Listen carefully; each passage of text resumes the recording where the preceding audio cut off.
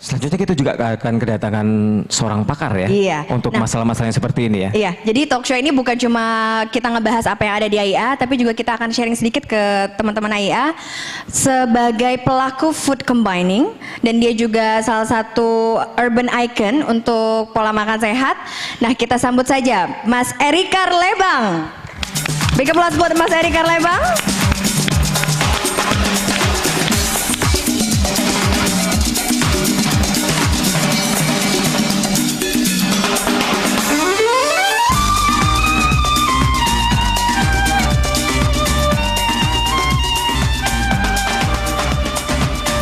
Oke, Mas Erik Karlebang. Sebelum kita masuk ke food combining, bagaimana hidup sehat, boleh cerita sedikit nggak sih latar belakangnya Mas Erik gimana untuk sampai di titik sekarang? Latar belakang saya sampai di sini lebih kepada saya suka ngibul aja, terus orang-orang percaya. Wow, that big. Ngibul gimana tuh? Enggak, sebenarnya berapa tahun yang lalu saya mulai sharing, orang-orang terdekat saya gitu di sosial media nanya gimana sih caranya hidup sehat gitu segala macam, and I'll share with them gitu loh. Perlahan-lahan share yang tadinya untuk orang-orang internal, orang-orang terdekat ya mulai membesar sampai sekarang sih paling nggak di Twitter saya aja ada 40.000 follower. Dan nggak tahu kenapa mereka lebih, ya emang dibanding sama Agnes Monica yang 6 juta sih nggak ada apa-apanya. Okay. Maksudnya 40.000 ini orang-orang yang apa ya, mereka sangat mendengarkan apa yang saya sampaikan, mayoritas mereka melakukan apa yang saya sampaikan, dan kemudian mereka juga repeatedly melaporkan bahwa ada tingkat apa ya, kehidupan mereka jadi lebih baik gitu aja. Tapi apa tuh yang membuat Erik bisa tiba-tiba kepengen healthy living? Kalau boleh share sedikit ya. Kalau aku basically aku kan punya anak kembar ya. Waktu aku hamil, aku tuh naik timbangan ya 45 kilo. Kebayang nggak 45 kilo? Jadi waktu mau melahirkan itu sekarung beras tuh. Ya 100 kilo. Ini beneran gitu ya. Jadi terus waktu lahir anaknya tuh 2,6 dan 2,7. Begitu kelar melahirkan nih nimbang baru hilang 12 kilo. Berarti masih ada 30-an yang harus dibuang. Nah itu gimana caranya tuh? Udah tampang nggak karuan lah ya, bengkak sini bengkak situ. Nah jadi bener-bener 2 tahun itu ya nggak makan garam, nggak betul-betul deh, betul-betul. Nah sejak itu jadi rada betul-betul nggak mau lagi gemuk gitu, intinya gitu. Nah kalau Mas Erik gimana tuh? Apa yang membuat bisa sadar tiba-tiba? Kira-kira berapa ya? Belasan tahun yang lalu lah, sekitar 15-an tahun yang lalu, ya 15-16 tahun yang lalu, ya saya sih tetap seorang biasa gitu, masih karyawan gitu, yang kerja. Kebetulan waktu itu kan saya latar belakangnya adalah pekerja di perusahaan periklanan gitu. Di perusahaan periklanan dulu kebetulan saya di bagian kreatif. Nah, orang kreatif department yang banci tampil, terus bisa bikin presentasi, terus bisa ngerjain strategi marketing, terus bisa juga berhubungan baik dengan klien, itu jarang. Jadi mau nggak mau ya udah gitu loh. Kerjaan jadi ke saya terus. Seumur-umur gitu loh, maksud 15 tahun lagi sekitar 25-an tahun lah ya. Umur 25-an kan level-level itu tuh. Karyawan juga, bawahan enggak, bos belum. Jadi tengah-tengah. Tanggung. Masih nanggung. Nah, jadi kerjaan banyak melimpah. Nah, mulai itu perubahan hidupnya. Dan saya juga sadar bahwa tingkat kesehatan saya makin buruk dari waktu ke waktu. Waktu buruknya itu sih gimana tuh? Misalnya buruknya gimana tuh? Buruk, jadi kayak begitu bangun pagi, saya perlu waktu sekitar berapa menit untuk bisa collect my energy untuk sekedar bangkit gitu. Kemudian juga saya umur segitu belum apa ya, mestinya kan lagi fit-fitnya, kok ini begitu sampai kantor matanya mulai kabur, kepalanya berat, terus kayaknya nggak punya energi untuk melakukan, sementara pekerjaannya banyak gitu. Terus kemudian makin parah, kondisinya makin parah, gigi saya sering gemeletukan, jari jemari saya sering kesemutan, banyak sekali. Dan kalau dulu sebelumnya gitu, saya waktu umur 10 tahun divonis kena penyakit lambung, habis itu kan repeatedly kena migrain, tapi biasanya terjadinya itu 2 bulan sekali, 3 bulan sekali. Ini begitu udah usia itu kok malah sebulan sekali, seminggu sekali, makin lama makin pendek jaraknya. Akhirnya saya sadar bahwa ini nggak bener dan kayaknya ada orang pilek gitu ya. Di sini nggak usah di sini lah, jauh gitu ya. Langsung Misalnya kena. 10 meter gitu, ada orang bersin. Saya udah stres. Kenapa? Karena nggak lama kemudian saya biasa ikut bersin Daya juga. tahan tubuhnya ya kurang. Jelek banget gitu. Nah, kebetulan kedua orang tua saya itu orang tuanya juga meninggalnya karena penyakit komplikasi di usia yang sebenarnya nggak tua-tua amat, mungkin 60-an. Jadi di situ saya di dokter, waktu itu saya masih percaya sama ilmu kesehatan yang bilang bahwa oh itu penyakit turunan tuh. Jadi waktu itu yang dicurigai adalah bahwa saya akan segera terkena diabetes. Wah itu takut banget, stres.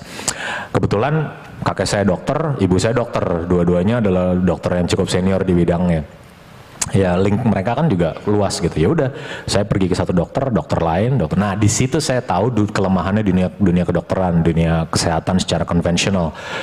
Kalau kita belum sakit, nggak ketahuan kita harus diapain gitu loh. Jadi none of them memberikan jalan keluar pada saya untuk bisa membuat tubuh saya sehat seperti sedia kala. Padahal saya tahu kondisi saya buruk. Waktu saya minta kayak saya mau general check up dong, terus rata-rata kamu kan masih muda, buat apa general check up? Nggak perlu lah. Wah udah lupain aja stresnya. But this is my body gitu. I know exactly what happened to me. Keluar dari rumah sakit, keluar dari ruang dokter sih oke, lega gitu, oh nggak ada apa-apa sama saya gitu. Tapi begitu keluar gitu di lobi, nunggu mobil tuh mulai gigi saya gemeletukan, terus keringat dingin nggak jelas gitu. Saya nggak sehat gitu. Saya bentar lagi bisa kolaps kalau kayak gini caranya. Sampai habis dari situ saya bertekad bahwa oke, if they can help me, saya akan cari tahu apa yang salah dengan sini. Dari situ saya mulai cari. Ya namanya juga anak dokter ya, dari kecil dididik jadi dokter, gedenya aja murtad. Jadi emang dari kecil udah terlatih untuk mencari tahu literatur seperti apa gitu. Dan namanya juga ya itu tadi di dunia kedokteran kan berlaku hukum skeptisme. Jadi kalau sesuatu itu belum tentu belum benar dalam dunia mereka, ya kita harus berlaku skeptis. Nah itu juga saya juga kayak gitu. Jadi setiap kali saya baca literatur apa segala macam, yang pertama kali muncul di kepala saya adalah skeptisme. Tapi di situ logika saya juga berjalan, mana yang baik. Nah saya waktu itu saya menemukan satu pola makan namanya food combining. Yang cerita juga teman saya. Waktu teman saya cerita, saya juga bolak-balik nyerang dia. Gak mungkin itu nggak kayak gitu, gini segalanya. Tapi cara dia menjelaskan cukup menarik. Saya cari bukunya, saya baca, saya kumpulkan literaturnya, saya mulai kerjakan. Ever since that, gitu ya, hanya dalam waktu seminggu semua keluhan saya hilang. Persisnya food combiningnya gimana tuh dalam seminggu? Sebenarnya sudah ada ininya, tapi waktunya nggak cukup. Sederhananya sih gini aja lah, food combining. Di sini ada yang tahu food combining nggak? Mungkin teman-teman yang udah pernah melakukan, pernah baca. Ada yang pernah melakukan? Ada? Ada? Nggak, masalahnya gini nih Erik, kita kan kerja di sini ya, boleh dibilang kebanyakan ya karyawan kita nih ya, makannya ke mall. Ya emang. Bayangkan gitu loh, atau mereka bawa makanan sendiri. Betul, nggak masalah sih. Iya, dan di mall tahu sendiri lah, makanan di mall kan gimana sih ya. Junk food. Iya. Gini makanya, yang menarik dari food combining itu adalah, food combining itu sebenarnya adalah sebuah pola makan yang konsepnya lebih mengacu kepada bagaimana cara membuat tubuh sehat. Tapi, nah ini tapinya. Saya kan dulu pernah saya sekarang sih masih anak gym gitu ya. Dulu anak gym banget lah. Apa yang dulu saya kira sebagai sebuah pola makan sehat, itu sebenarnya justru menuntun saya ke merusak tubuh saya lebih jauh. Dan sedihnya itu pola makan yang selama ini dianggap orang sehat ya. Tadi kebetulan ibu udah ngomong diet garam, apa segala macam, diet kalori itu segala macam, tinggi protein. Itu sebenarnya adalah sebuah pola makan yang secara jangka pendek bisa dianggap sebagai sehat, padahal secara jangka panjang itu sangat merusak sebuah kesehatan. Nah, di situ saya pelajari. Nah, food combining itu tidak melakukan asumsi tersebut. Jadi food combining mempelajari dulu tubuh manusia bekerjanya seperti apa, kemudian mencari tahu bahan makanan yang cocok dengan kesehatan tubuh manusia, keduanya dipadukan. Jadi kita makan sehat sesuai dengan kebutuhan tubuh. Taunya dari mana tubuh butuhnya apa? Nah, ini yang menarik. Seluruh tubuh manusia di segala penjuru dunia itu butuhnya semua sama. Secara general butuhnya semua sama. Problemnya adalah Mungkin lebih kepada lingkungan budaya, lebih kepada demografinya, kondisi geografinya, segala macam. Tapi prinsipnya semua tubuh butuh yang sama. Karena Tuhan udah menciptakan tubuh manusia secara mirip.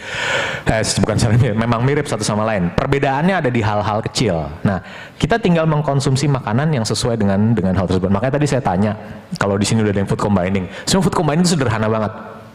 Cuman berlaku dua hukum yang simple. Habis itu baru ada hukum-hukum lain yang pertama, jangan mengkonsumsi buah sesudah makan makanan berat. Udah salah kan tuh? Padahal itu banget, biasa biasanya banget makan ya. terus pesen rujak pasti gitu kan. Selalu tuh. Nggak pernah Cuci rujak mulut kan. Biasanya jam 3, jam 4 udah ada pesan rujak. Jam 12 Nggak apa-apa, itu sih nggak apa-apa. Jadi Kalau makan misalnya- buah sebelum makan utama ya? Bukan, sebenarnya doktrin yang lebih tepat adalah makan buah harus dalam keadaan perut kosong. Beda lagi kan? Sementara selama ini orang-orang selalu bilang, oh jangan makan buah duluan, nanti asam, nanti Iya. lambungnya kumat. Itu Iya. salah total, itu sebuah kesalahan yang total. Nah, itu yang pertama. Yang kedua adalah jangan mengkonsumsi protein hewani berbarengan dengan karbohidrat.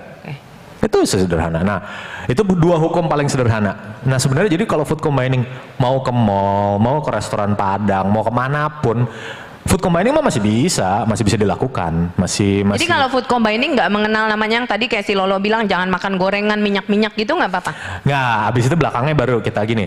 Prinsip sederhananya gini, banyak orang yang takut tentang makan goreng-gorengan apa segala macam. Itu enak. bukan masalah enaknya, tapi masalahnya mereka salah mengartikan kenapa makanan gorengan sebaiknya tidak dikonsumsi terlalu sering. Banyak orang yang, wah nggak boleh makan gorengan, kenapa? Berlemak. Salah. Karena tubuh manusia tuh udah punya keran sendiri untuk supaya kita tidak mengkonsumsi makanan berlemak berlebihan. Kerannya tuh namanya mual.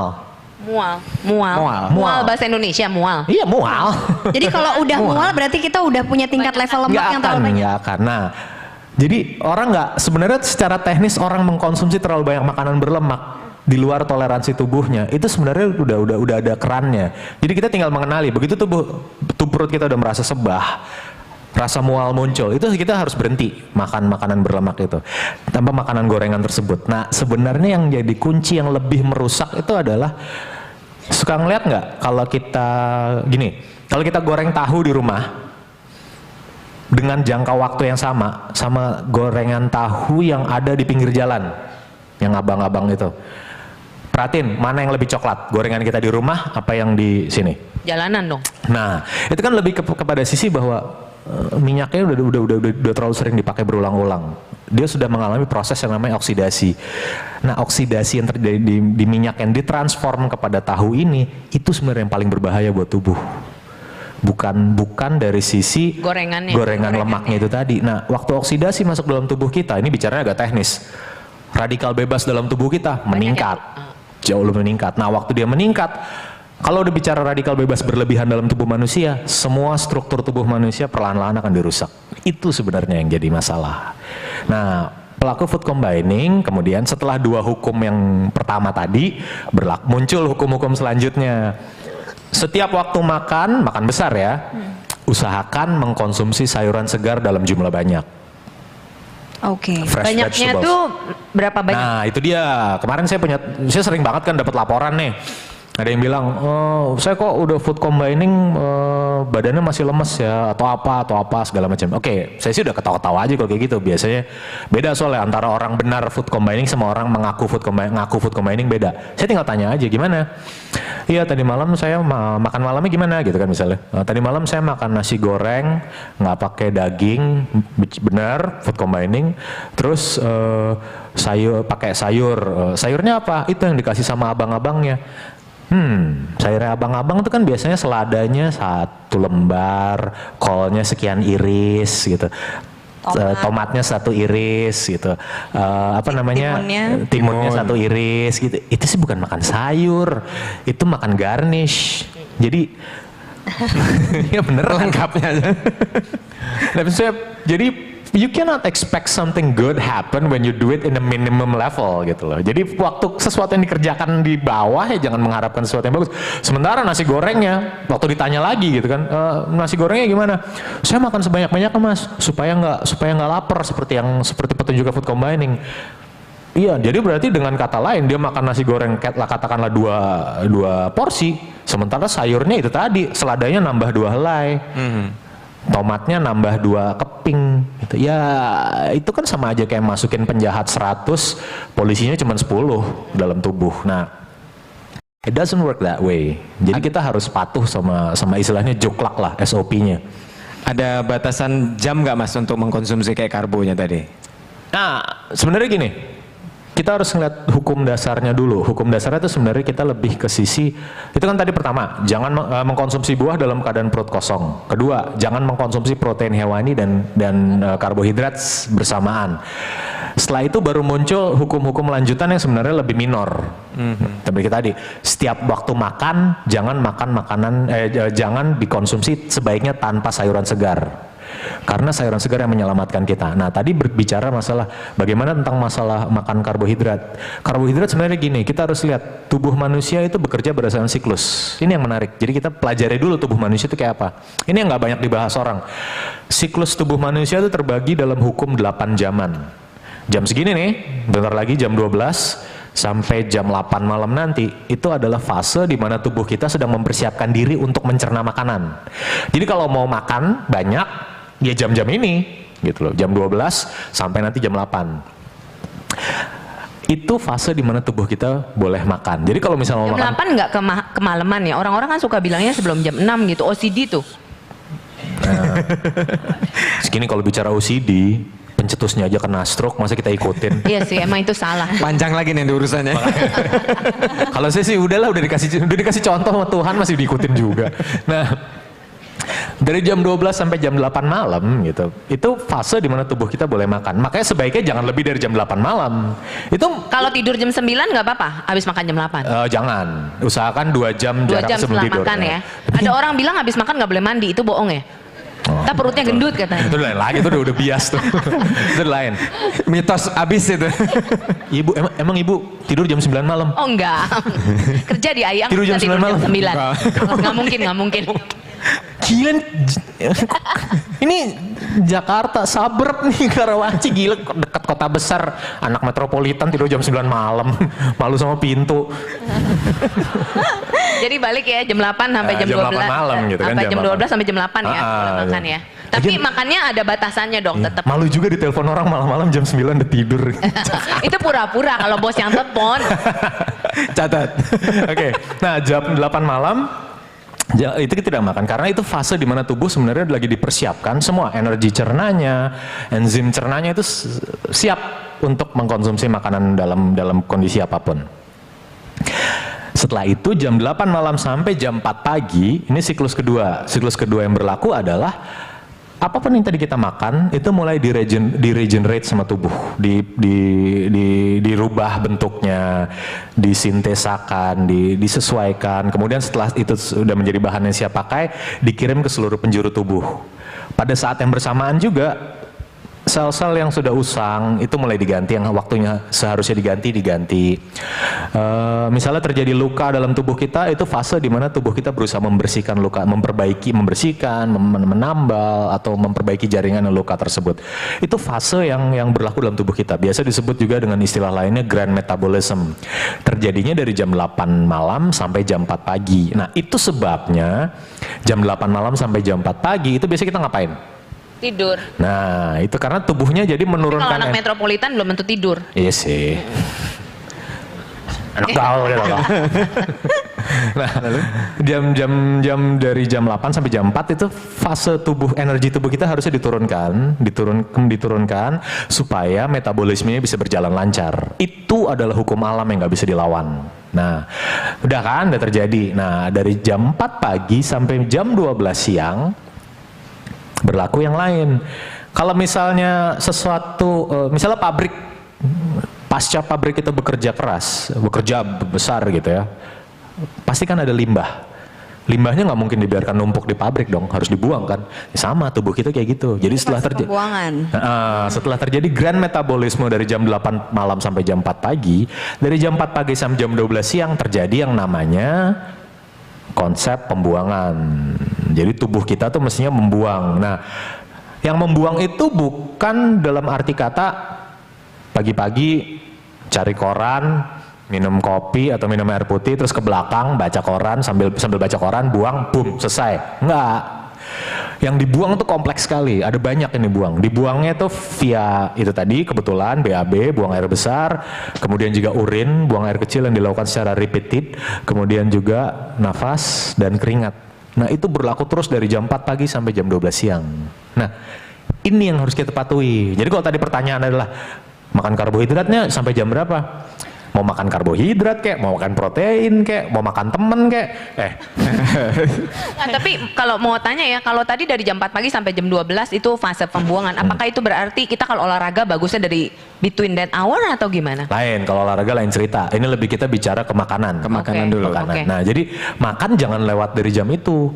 Jadi makanan terbaik adalah jam 12 sampai jam 8 malam. Pagi-pagi jadi skip breakfast. Nah, itu dia. Ini kan pertanyaan menarik. Ini Iya. pancingan saya soalnya buat masuk di sini. Nah, jadi waktu Pancing deh gue. Ya, gotcha. Nah, pagi-pagi itu adalah fase di mana sebenarnya energi tubuh kita sedang difokuskan untuk membuang.